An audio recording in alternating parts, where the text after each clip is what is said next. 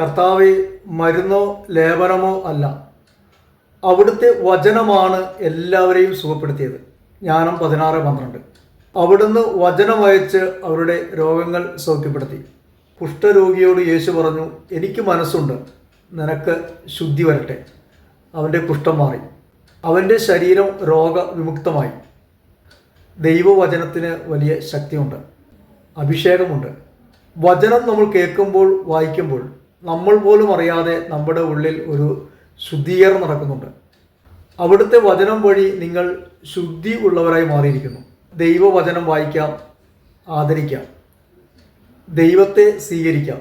വചനം യേശുവാണ്. ആ വചനം നമ്മുടെ ജീവിതത്തെ ശക്തിപ്പെടുത്തും, നമ്മുടെ ആത്മാവിനെയും മനസ്സിനെയും ശരീരത്തെയും ബലപ്പെടുത്തും.